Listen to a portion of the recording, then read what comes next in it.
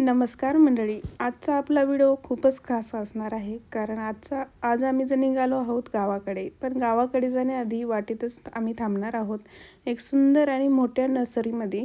आपल्या गार्डनमध्ये काही नवीन झाडं आणायची होती, म्हणून आज आम्ही ठरवलं की गावाकडे जाण्याच्या रस्त्यावर असलेल्या नर्सरीला भेट देऊया.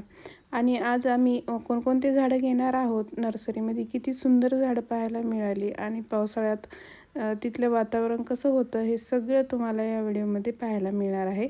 त्यामुळे व्हिडिओ शेवटपर्यंत नक्की बघा. तर मंडळी, आम्ही घरून निघालो आहोत. सोबत माझे मिस्टर आणि माझी मुलगी आहे. आम्ही मोठी गाडी घेऊन निघालो, कारण आज झाडं घ्यायची आहेत आणि झाडं घरी घेऊन यायचं म्हटलं की गाडीत व्यवस्थित जागाही लागते. गावाकडे जाण्याच्या रस्त्यावरच ही नर्सरी असल्यामुळे आमच्यासाठी खूप सोयीचं झालं. आता आम्ही नर्सरीमध्ये पोहोचलो आहोत. गाडी बाजूला लावली आणि चला तर मग नर्सरीमध्ये काय काय आहे हे बघायला सुरुवात करूया. नर्सरीमध्ये शिरताच सगळ्यात आधी लक्ष गेलं ते या सुंदर गुलाबाच्या झाडाकडे. इथे लाल, पिवळे वेगवेगळ्या रंगाचे गुलाब पाहायला मिळाले होते. सुरुवातीला एवढे सुंदर फुलं दिसल्यामुळे नर्सरीमध्ये प्रवेश करतानाच खूप छान वाटलं. पावसाळ्यामुळे सगळीकडे हिरवळ आलेली होती आणि झाडावरही एक वेगळीच तजेलदारपणा दिसत होता. आता आम्हाला काही ठिकाणी झाडं घ्यायची होती ठराविक. आपण गार्डनमध्ये आवळ्याचं झाड नव्हतं, त्यामुळे आज आवळ्याचं एक झाड घ्यायचं ठरवलं होतं. त्याचसोबत गवती चहा आणि सोनचाफ्याचं झाडही आम्हाला घ्यायचं होतं.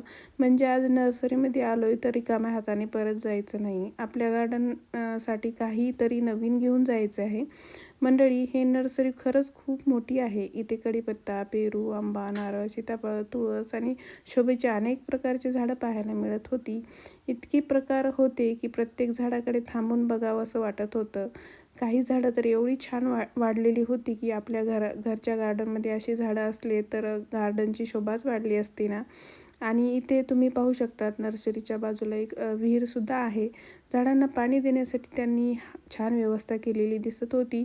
छोटी छोटी रोपटे लावलेली होती आणि त्यांची व्यवस्था काळजी घेतली जात होती.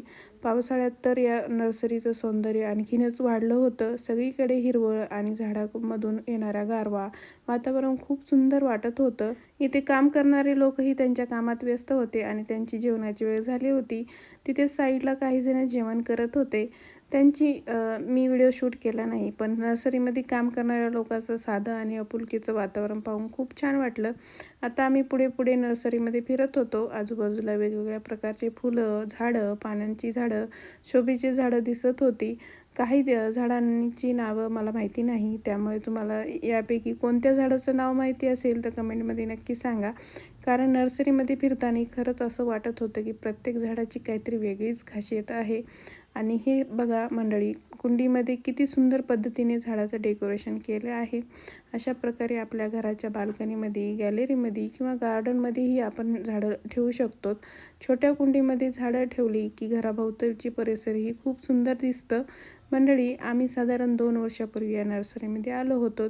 पण त्यावेळी ही नर्सरी एवढी मोठी नव्हती. आता मात्र खूप मोठी आणि सुंदर झालेली आहे. झाडंसुद्धा खूप वाढलेली दिसत आहेत. 2 वर्षामध्ये एवढी जागा, एवढं बदललेलं पाहायला मिळालं की खरंच छान वाटतं.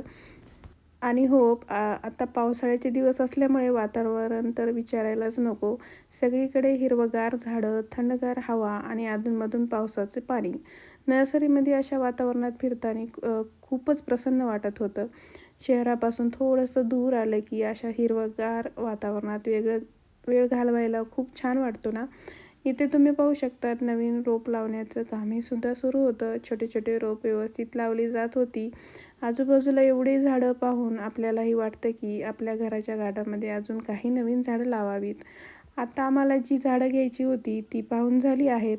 आवळा, गवती चहा आणि सोनचाफा ही झाडं आम्ही आपल्या गार्डनमध्ये घेणार आहोत.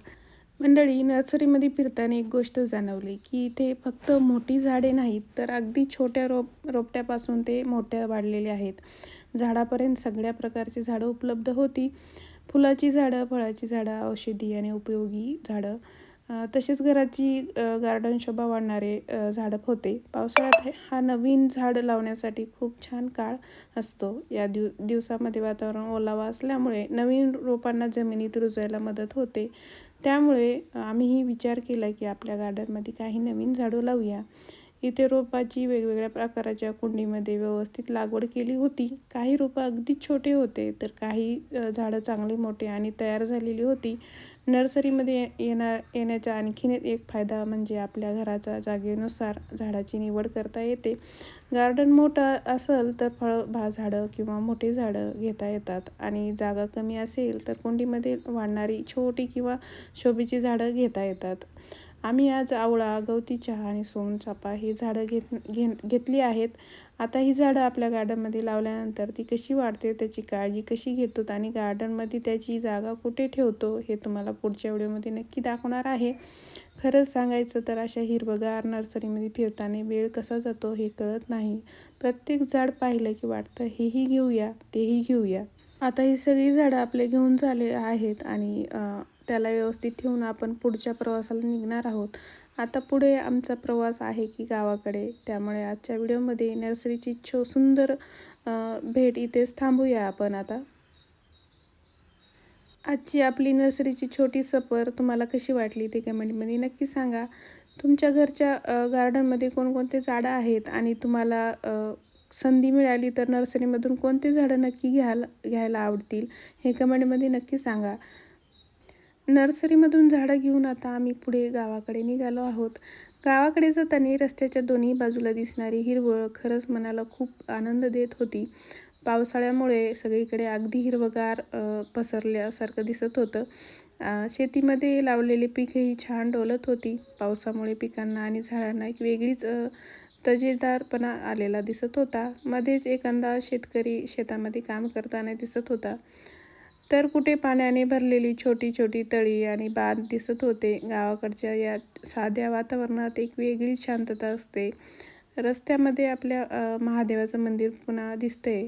मंदिराच्या आजूबाजूला असलेली झाडं, हिरवंगार आणि पावसाळ्यात वातावरण यामुळे हे ठिकाण आणखीन सुंदर दिसत होतं.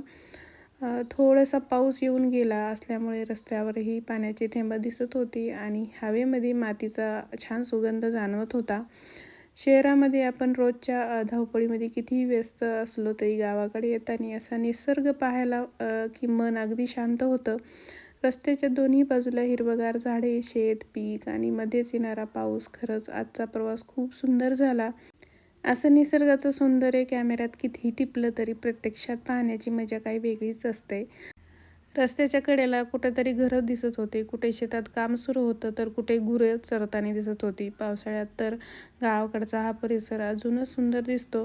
काही ठिकाणी शेताच्या बांधावर झाडाची रांगा दिसत होती आणि त्या झाडावरून पावसाचे थेंब खाली पडताना खूप छान दृश्य दिसत होतं. आज तर ढगाळ वातावरण असल्यामुळं उन्हाचा त्रासही नव्हता आणि वातावरण एकदम गारगार झालं होतं. रस्त्यातून जाताना मध्येच एखादा पक्षी दिसतो, कुठे झाडावर पक्ष्यांचा आवाज ऐकू येतो. या सगळ्या छोट्या छोट्या गोष्टी प्रवास अजून सुंदर करून टाकतात. आणि खरं सांगायचं तर गावाकडे येताना आपल्याला जाणवतं की निसर्गाच्या अगदी जवळ राहण्याची मजा काही वेगळीच असते.